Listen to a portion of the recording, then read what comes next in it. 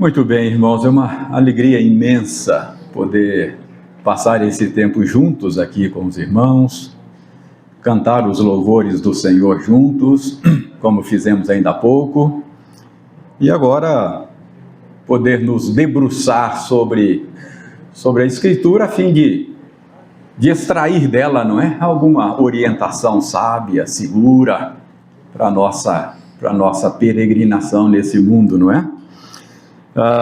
Quando o reverendo João me falou a respeito desse encontro aqui, não é? Ele disse, olha, eu gostaria que o senhor desse uma palavra lá para os homens, os líderes lá do nosso presbitério, pequeno presbitério lá e tal. Eu falei, ok, tudo bem, um prazer, vai ser uma experiência muito boa. Mas ato contínuo, ele falou assim, ó, o tema é cultivar e guardar. Eu falei, ainda fala que é meu amigo, né? Olha o tema que ele me dá, né? Já pensou se não fosse meu amigo? Cultivar e guardar. Eu pensei, cara, isso aí está parecendo aula de jardinagem ou agronomia, não é? Aí eu me pus a matutar, né? Pensar. Eu devia ter perguntado para ele o que você quer com esse tema, né? Eu acabei não perguntando, né? Agora Inês é morta, né? Já era. Mas eu me lembrei de que esses verbos, primeiro texto que vem à mente quando você fala de cultivar e guardar, esses verbos estão lá no texto da criação. E eu pensei, bom, meu público-alvo são homens, são líderes, então a minha proposta é que nós pudéssemos olhar para o texto da criação e tentar extrair dali a intenção do Criador para a nossa liderança. O que o Criador intencionou? O que ele pensou, não é?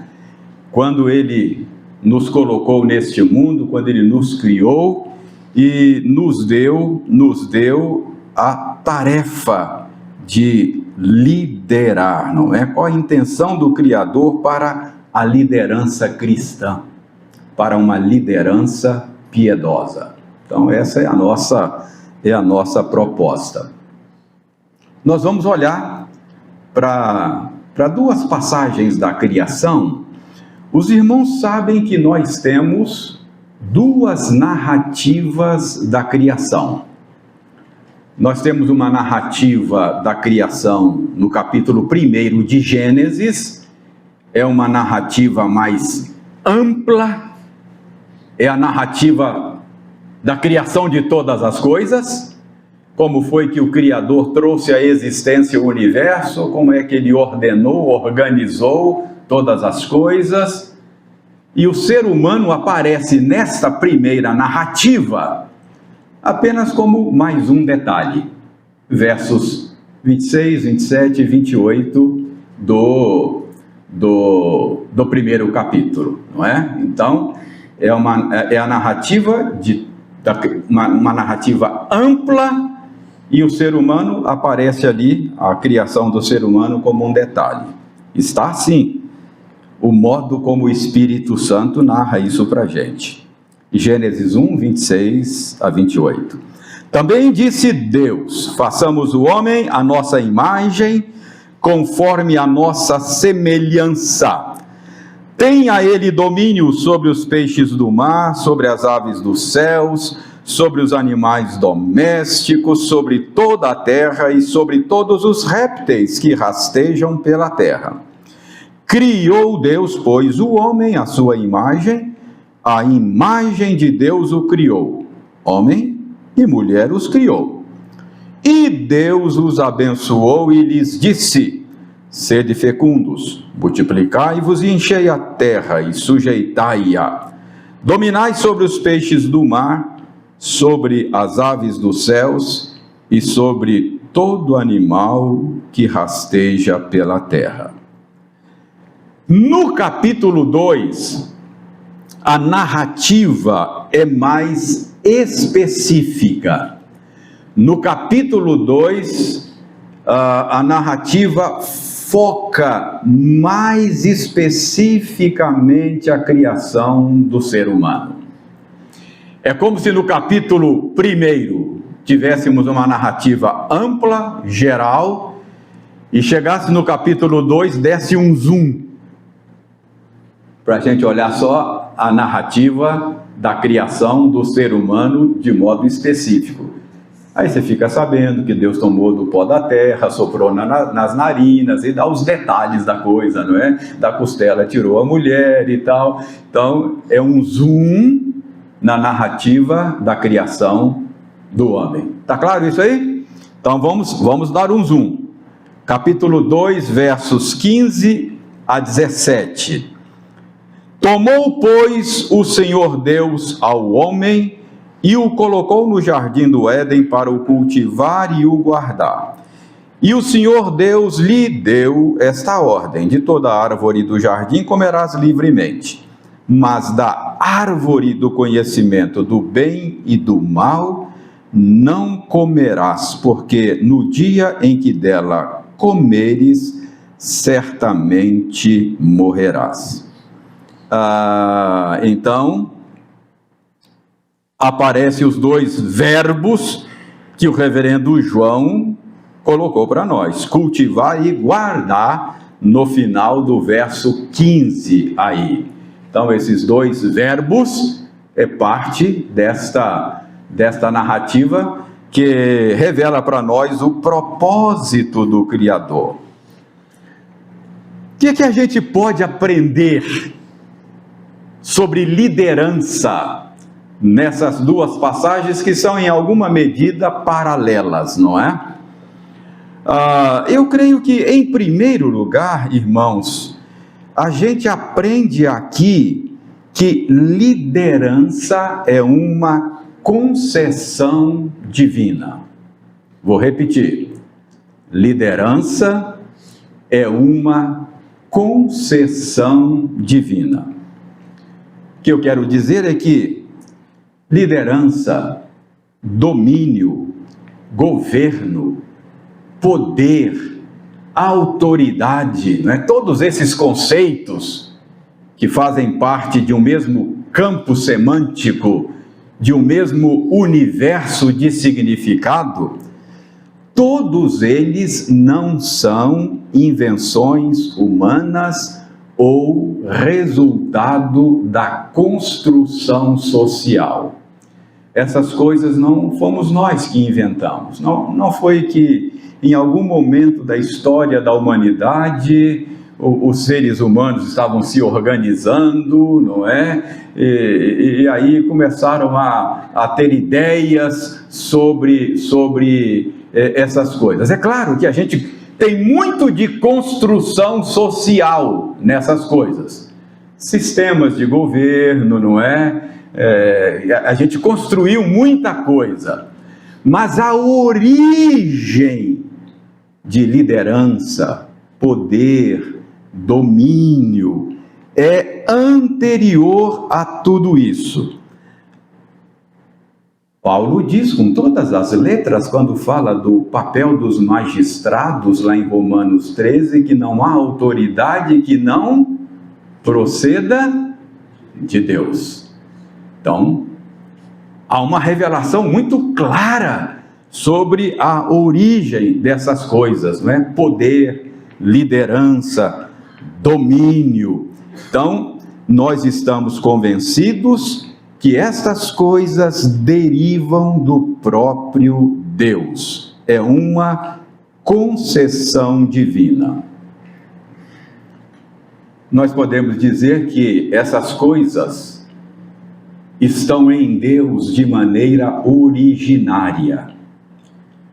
A gente não fala que a Ele pertence o poder, o domínio, a autoridade. Às vezes tem muitos cânticos que a gente, não é? Ao Senhor pertence o domínio, ao Senhor pertence a autoridade. Então, estas coisas estão em Deus de maneira originária. O que eu estou querendo dizer com isso? Que a autoridade de Deus, o domínio, o poder, a liderança, o governo dele, deriva dele mesmo, deriva de quem ele é. Ele tem o direito legítimo de dominar, governar, liderar todas as coisas em função de quem ele é. Não é isso que o salmista diz lá no Salmo 24? Do Senhor é a terra e tudo o que nela se contém, o mundo e os que nele habitam. Tudo pertence a ele, portanto ele tem o direito legítimo de governar, de dominar, dirigir e liderar aquilo que é seu. Paulo usa essa lógica quando ele escreve aos Romanos. Lembra? Ele usa uma metáfora para falar desse direito legítimo que Deus tem sobre as coisas que criou. Lembra da metáfora? Paulo diz que ele é o oleiro e nós somos o vaso. Paulo fala lá, ou não tem o oleiro direito sobre o barro. Então, o direito que Deus tem de governar decorre do fato de que ele é o Criador, o sustentador e o propósito da existência de todas as coisas. Não é assim que nós cremos? Dele, por meio dele e para ele são todas as coisas. Dele, origem, tudo veio dele. Por meio dele, manutenção, sustento, ele que sustenta todas as coisas pela palavra do seu poder. E para ele, propósito, existe para manifestar a sua glória, não é? Dele, por meio dele e para ele são todas as coisas. Então, quando a gente fala de domínio, de governo, de autoridade em Deus, é a autoridade originária. Não houve uma assembleia cósmica para decidir delegar autoridade ou poder em Deus. Isso é dele próprio, é do seu ser. Tranquilo? Estão comigo aí? Claro? Mas nós aprendemos aqui por essa passagem que o Senhor Deus desejou compartilhar com os seres humanos criados à sua imagem e semelhança o seu governo, o seu poder, a sua autoridade. Em Deus essas coisas são originárias, em nós elas são delegadas, é uma concessão. Todos aqueles que exercem autoridade neste mundo, exercem por delegação de Deus. Eu sei, vocês todos aqui, em alguma medida, estão exercendo autoridade e liderança, não estão? Quantos são casados aqui? Levante a mão, deixa eu ver. Olha aí, ó. Todo mundo, não é? Então, exercem liderança na esfera do lar. Acho que quase todos exercem liderança na esfera da igreja, não é? Então, isso é uma concessão divina. Deus compartilha conosco a sua glória e o seu governo. Reverendo, onde é que o senhor está tirando isso aí da passagem? O senhor está inventando coisas. Não, irmão, não estou não.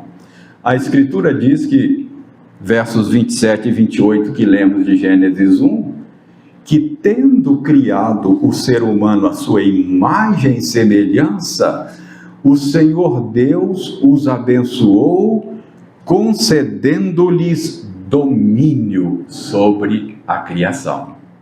Não é isso? dominai, enchei a terra e sujeitai-a.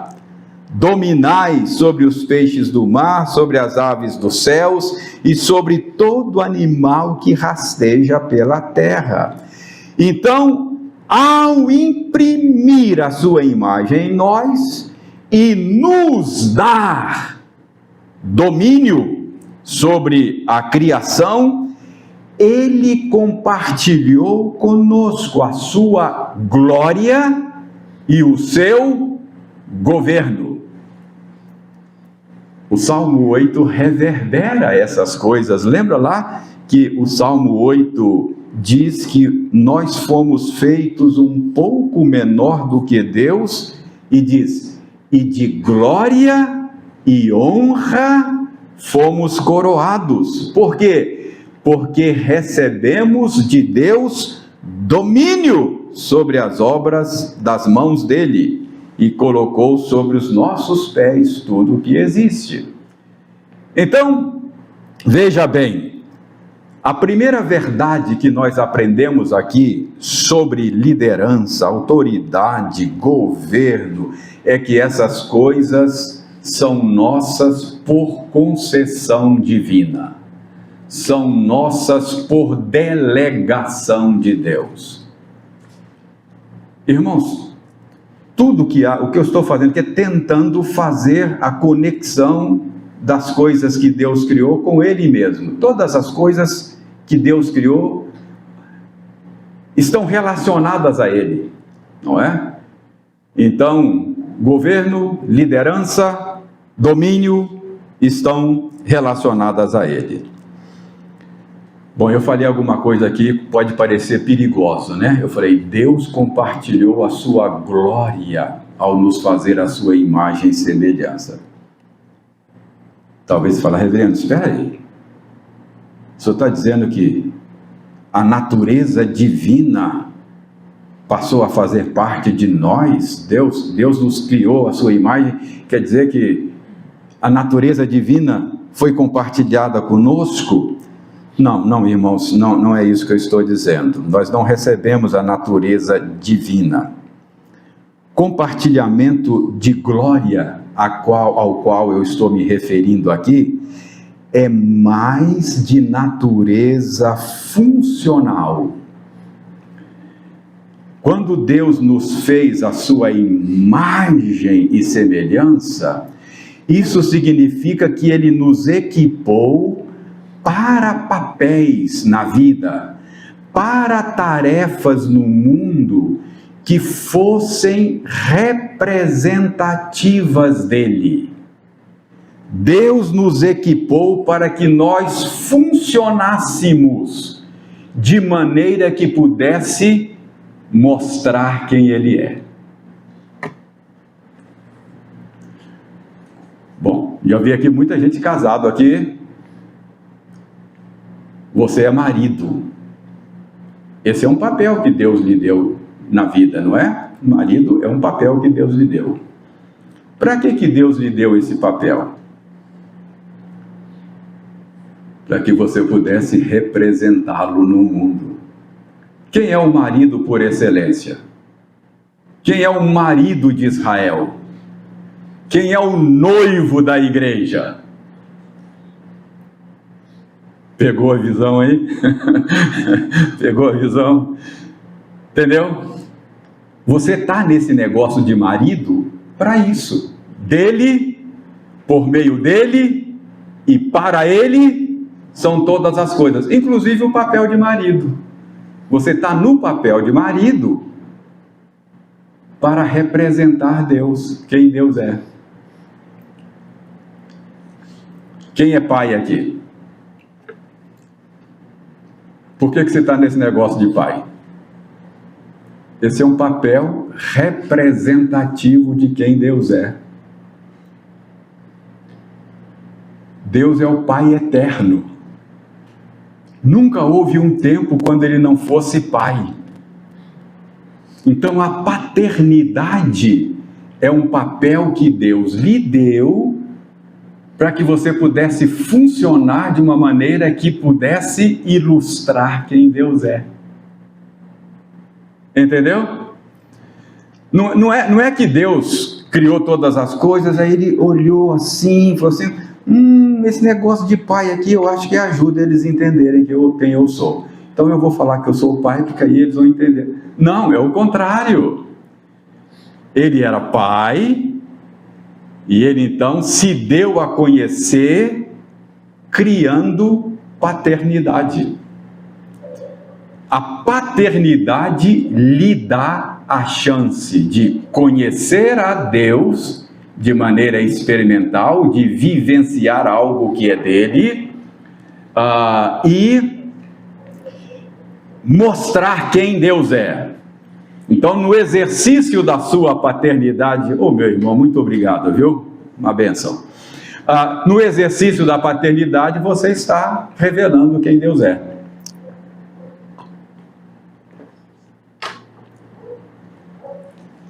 Quantos pastores tem aqui, regentes ou docentes? Quantos presbíteros? Presbíteros? Cadê os presbíteros? Aí, ó. Você é pastor, presbítero, ok? Por que você está nesse negócio de presbítero? Que papel é esse? É um papel representativo. Quem é o pastor da igreja? Quem é o pastor de Israel? É o Senhor mesmo. Um só rebanho, só pastor. Nós somos apenas, exercemos papéis que apontam para ele. É apenas um reflexo assim, muito michuruca dele. Não é? Eu sou professor. Não é? E por que eu estou nesse papel de ensinar? Quem é o mestre por excelência? Entendeu qual é o ponto? Então, quando eu falo de manifestar, ou quando eu falo de que Deus compartilhou a sua glória conosco, é nesse sentido vocacional. Ele nos deu papéis, não é? Para representá-lo no mundo. Agora, vejam bem, nesse papel de liderança, nas várias esferas onde Deus nos coloca, com que propósito ele compartilha a sua glória e o seu governo conosco? Eu creio que esse texto que temos diante de nós nos ajuda a encontrar a resposta. Verso 28 de Gênesis 1 nos ajuda a encontrar a resposta. A ideia aí pode ser deduzida de Gênesis, a ideia que pode ser deduzida de Gênesis 1:21 é que o propósito de Deus ao compartilhar sua glória e o seu governo conosco é expandir, é estender a ordem do Éden por toda a terra. Preste atenção. A narrativa diz que Deus plantou um jardim, colocou lá os primeiros seres humanos. Na primeira narrativa, Gênesis 1:28 diz que eles deviam ser fecundos, multiplicar e encher a terra.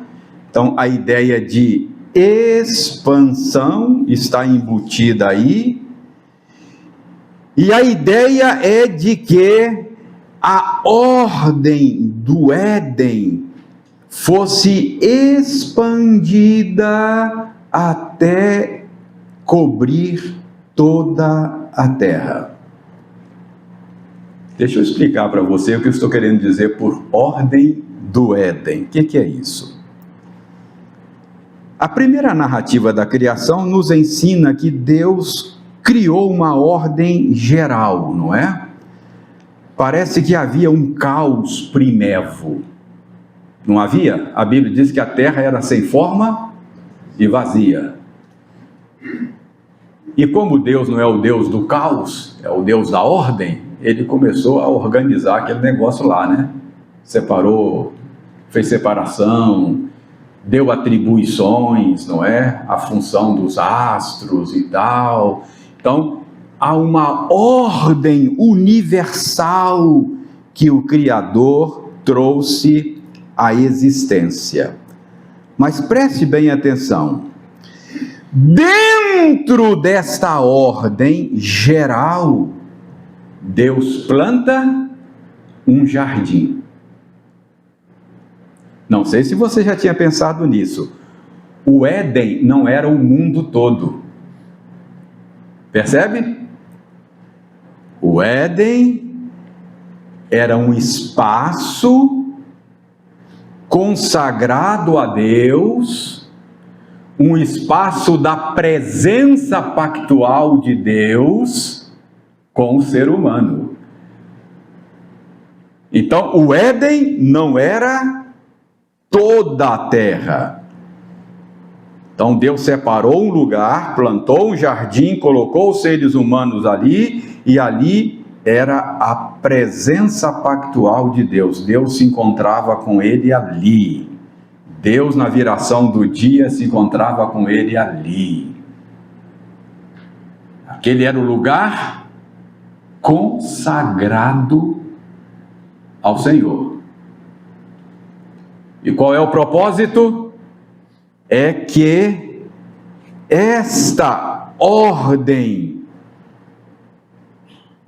fosse expandida, esse espaço consagrado a Deus, esse espaço de comunhão com Ele, esta ordem do Éden, esta beleza, esta comunhão daquele jardim, se espalhasse e enchesse toda a terra.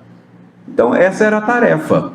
É para isso que os seres humanos foram colocados ali. O desejo do Criador é que aquela ordem, aquela beleza, é que a terra toda se tornasse um local consagrado a Deus.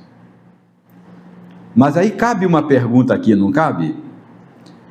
Como o Criador intencionou que o domínio da criação fosse exercido a fim de que a ordem do Éden se espalhasse e a glória de Deus cobrisse toda a terra? Isso pode ser respondido por meio da comparação dos dois textos da criação que nós temos diante de nós. Num texto, a ordem é dominar e sujeitar. Capítulo 1. A mesma ordem é dada de maneira ligeiramente diferente no outro texto paralelo: cultivar e guardar. Portanto, cultivar e guardar é o modo pelo qual os seres humanos deveriam exercer o domínio. São dois textos paralelos. Em Gênesis 1, Deus dá uma ordem: sede fecundos, multiplicai-vos, enchei a terra e sujeitai. Essa é a tarefa que Deus deu aos primeiros seres humanos: multiplicação e domínio. Ele repete esta ordem, ou melhor, essa ordem é narrada para nós no capítulo 2 de maneira ligeiramente diferente: cultivar e guardar. Então, o modo pelo qual o Criador deseja que nós o representemos, dominemos a criação, é por meio do cultivo e da guarda. Então, o que Deus espera que você faça como líder na sua casa, na sua igreja, os dois verbos resumem o que Deus espera de você: que você cultive e guarde. Senhor, eu me tornei marido agora, Senhor. Eu estou representando o Senhor porque o Senhor é o marido de Israel. Aí você faz aquela pergunta que Saulo fez lá no caminho de Damasco: que queres que eu faça? A resposta é: cultive e guarde. Senhor, eu fui eleito presbítero. O Senhor é o pastor, eu sou um representante do Senhor. Que queres que eu faça? Eu estou convencido que a resposta é: cultivar e guardar.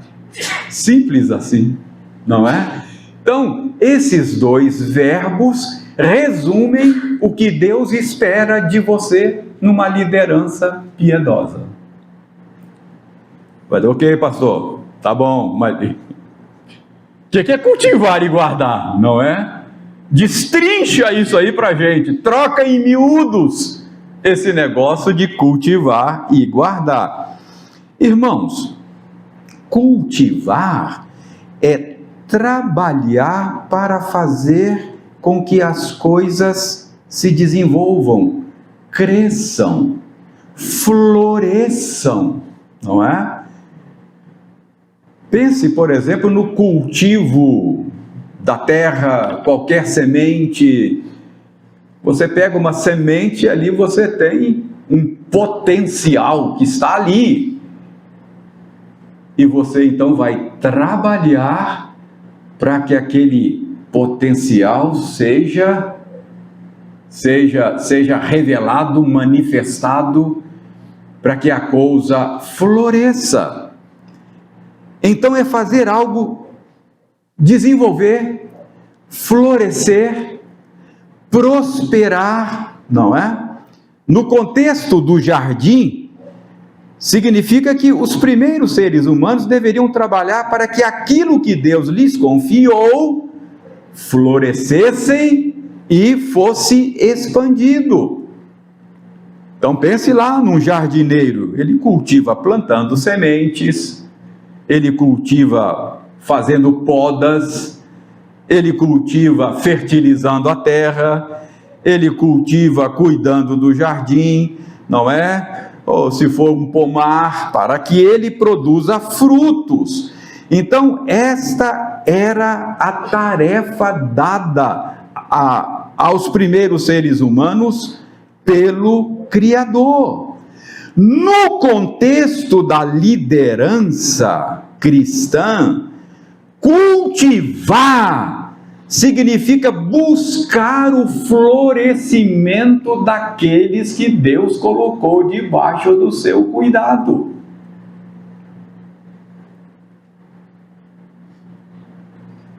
A sua esposa tem florescido debaixo da sua liderança?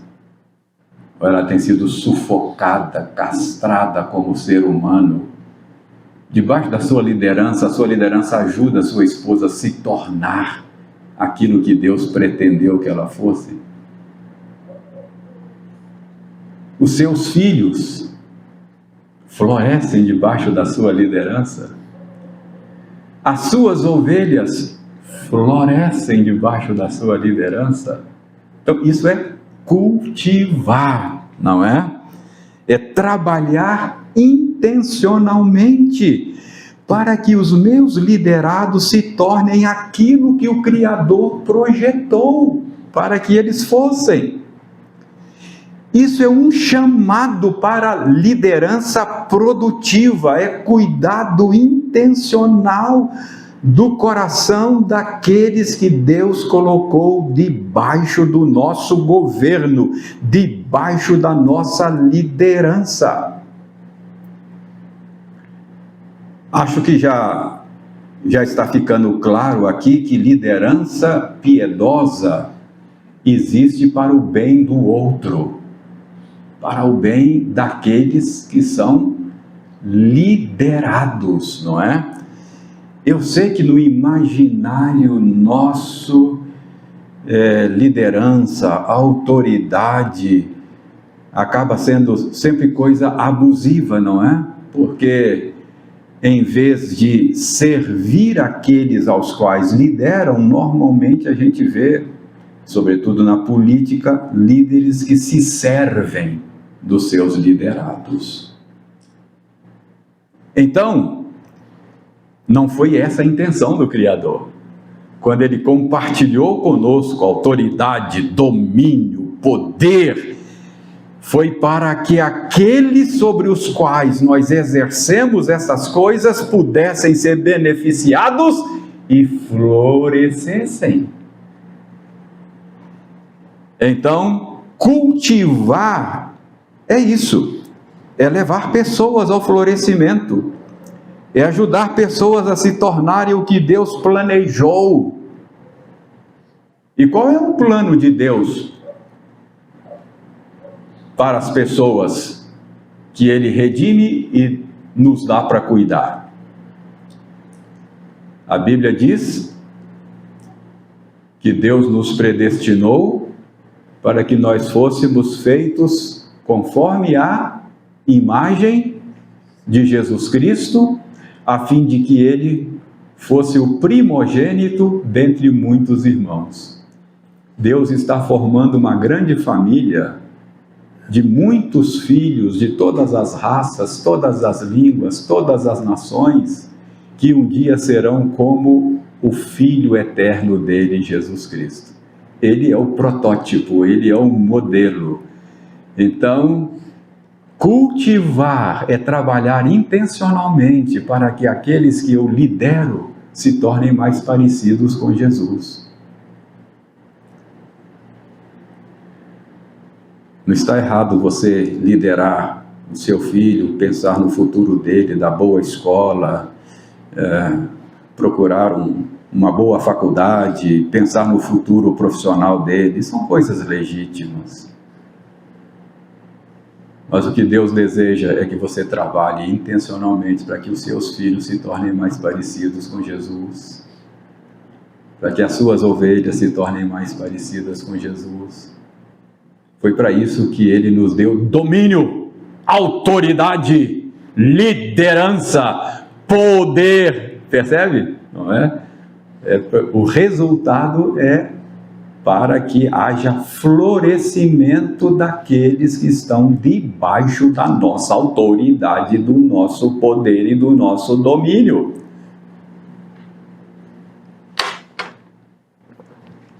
Mas cultivar é apenas um lado da moeda, não é?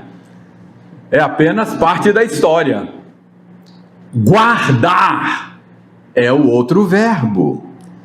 Guardar tem o significado de proteger, de defender, de vigiar, não é?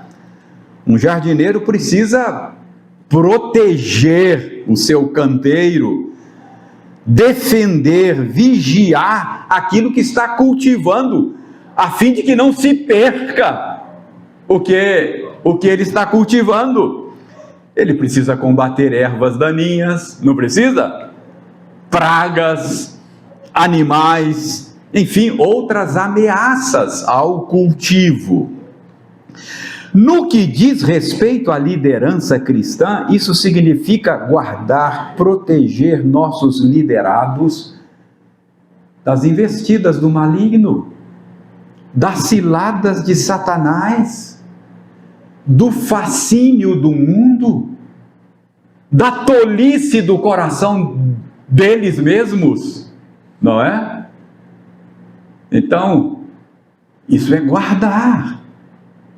Guardar. Quantas vezes a gente precisa chamar um liderado e dizer: cara, vem cá, essa vida que você está levando está te levando para o buraco, cara. Você precisa mudar de vida.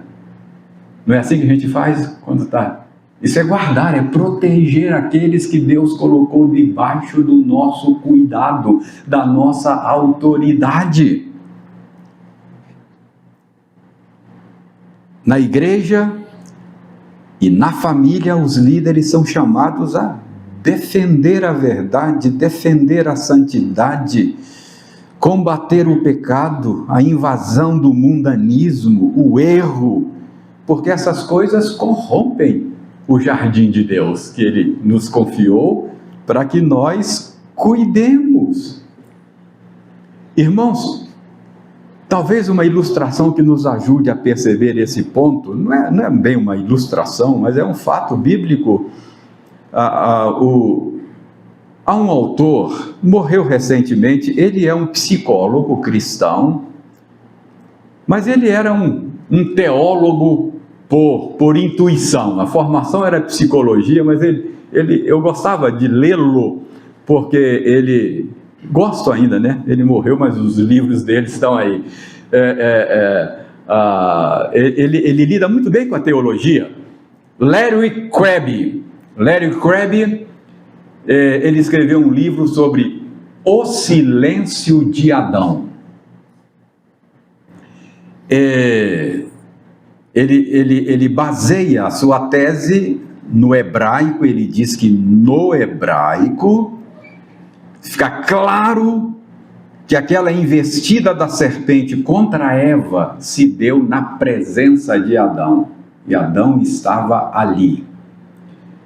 Eu verifiquei a versão da Almeida Revista e Corrigida dá essa ideia no português. As outras não dão essa ideia.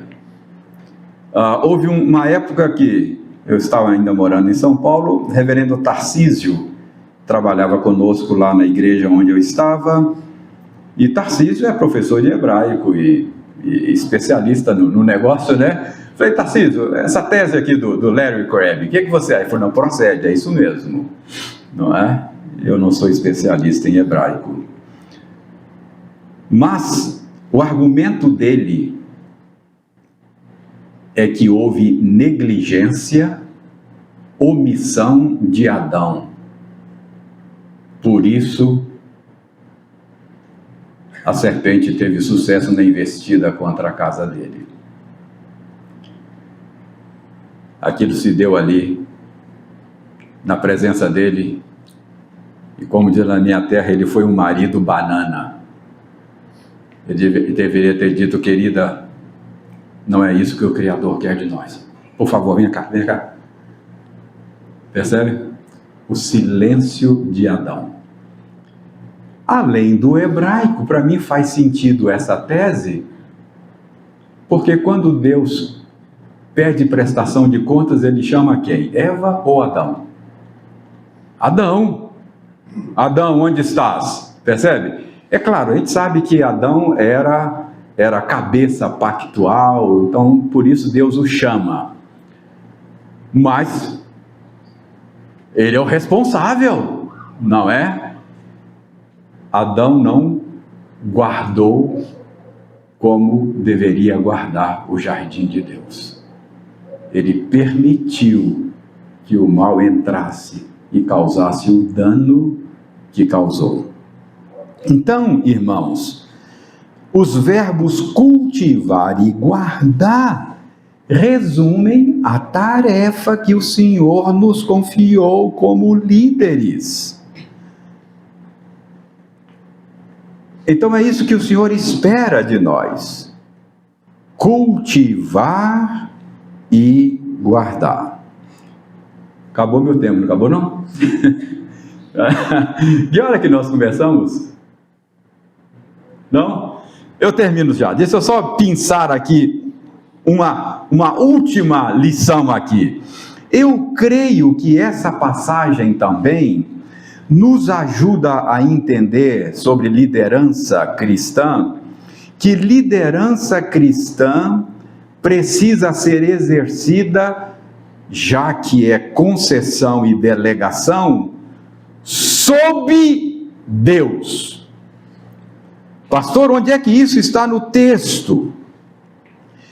Eu creio que isso está no texto quando o Senhor Deus colocou lá no jardim o casal, deu a ele as tarefas, mas limitou o domínio e a autoridade deles sobre a criação.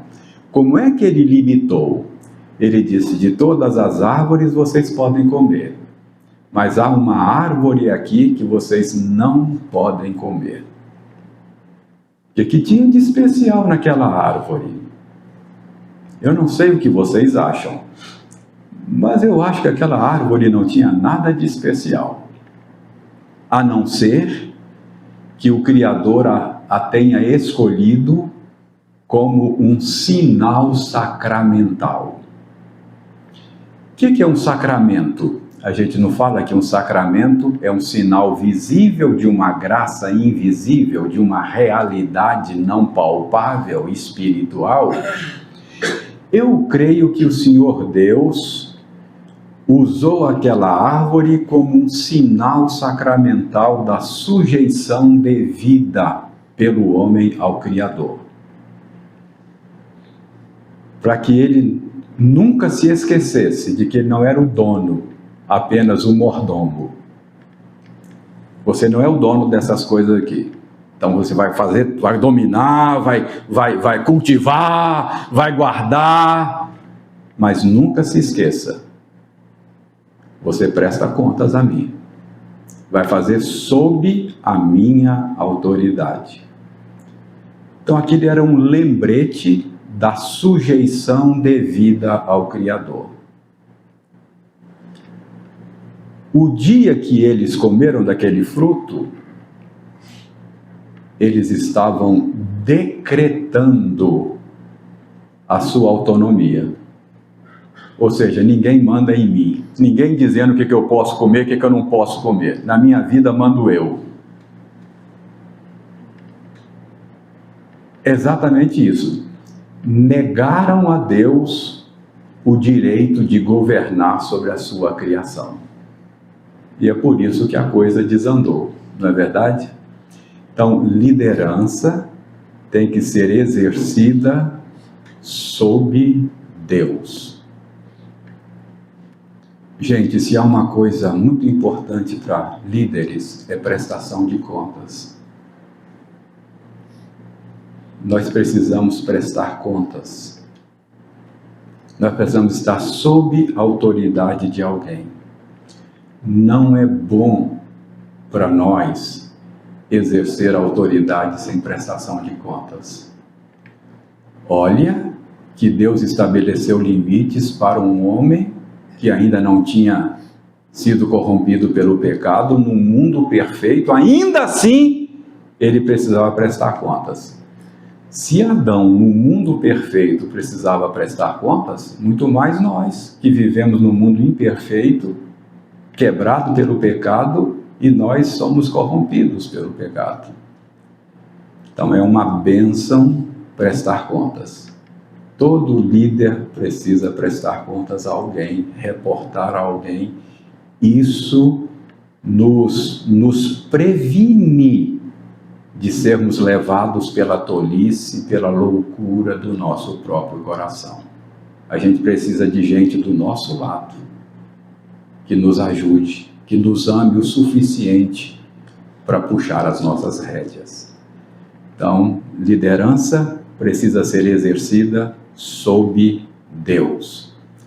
Eu termino aqui só lembrando o que Paulo usa isso lá, né? Efésios capítulo 6, verso 9, quando ele fala para os senhores crentes que eles deveriam proceder com seus servos, deixando as ameaças, sabendo o quê? Que eles também têm um Senhor no céu. Então sempre lembre que a autoridade e a liderança nossa é uma delegação de Deus. Irmãos, nós sabemos que lamentavelmente os nossos primeiros pais não cultivaram e não guardaram como deveriam cultivar e guardar. Adão falhou. Não cultivou como deveria e não guardou como deveria. Mas deixa eu dizer para vocês, o plano original de expandir o Éden e cobrir a terra com a glória do Senhor, encher a terra de imagens de Deus que reflitam a glória dele, não foi descartado. Esse plano continua de pé. Deus levantou um outro Adão. Deu a ele domínio como deu ao primeiro Adão. O último Adão falou assim: toda autoridade me foi dada no céu e na terra. Percebe o paralelo? O primeiro Adão teve domínio, pisou na bola. O último Adão foi fiel, obedeceu até a morte e morte de cruz. Enfrentou e resistiu a Satanás no deserto. E triunfou na cruz. E retomou o plano de encher a terra com a glória do Senhor. E ele falou: toda a autoridade me foi dada, no céu e na terra. Portanto, agora, ide por todo mundo, pregai o evangelho a toda criatura, façam discípulos. Essa é a ordem. A gente costuma achar que a ordem é o ide, não é? Mas o único verbo naquela passagem que está no imperativo é fazer discípulos. Esse é um verbo grego, uma única palavra, fazer discípulos. O verbo ir, batizar e ensinar estão no presente, não estão no imperativo, o modo no imperativo. Ir, batizar e ensinar poderia ser traduzido como o gerúndio no português, indo. Então, qual é a ordem que Deus dá ali? Faça discípulos. Qual a ordem que Deus deu para Adão e Eva? Crescer e multiplicar e encher a terra. Faça discípulos. É a mesma ordem, não é? Enche a terra de imagens minhas. Não é? Como? Indo, batizando e ensinando. Essa é a maneira de cumprir essa ordem. E é o que a gente tem que fazer até o final. Qual é o nosso negócio? O que é que nós estamos fazendo? Qual é o produto que a gente entrega? Discípulos de Cristo. Não é? O que é que nós estamos fazendo? Discípulos de Cristo. Eu sei que nós temos tarefas diferentes, múltiplas, não é? Numa igreja local típica, tem gente mexendo com música, tem gente mexendo com orçamento, tem gente mexendo com construção, tem gente mexendo com som, tem gente mexendo um punhado de coisa. Mas qual é o produto final que essa gente vai entregar? Discípulos de Cristo. Esse é o nosso negócio, fazer discípulo.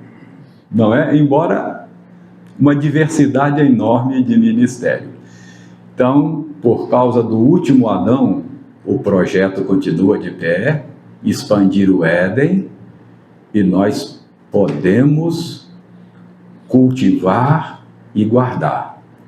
Por quê? Por que que eu sei que essa é a tarefa até o final? Ele falou assim: porque eu vou estar com vocês todos os dias, até quando? O que eu tenho que fazer até a consumação dos séculos? Discípulo, cara. Faça discípulo na sua casa, os seus filhos, suas esposas. Faça discípulo onde Deus colocar você. Faça discípulo de Jesus, ensinando-os a guardar todas as coisas que Jesus nos tem ensinado. Então, essa é a nossa tarefa: cultivar e guardar. Eu espero que Deus faça de vocês excelentes cultivadores e excelentes guardadores do jardim de Deus, até que esse jardim seja expandido e a glória do Senhor cubra a terra como as águas cobrem o mar. Amém.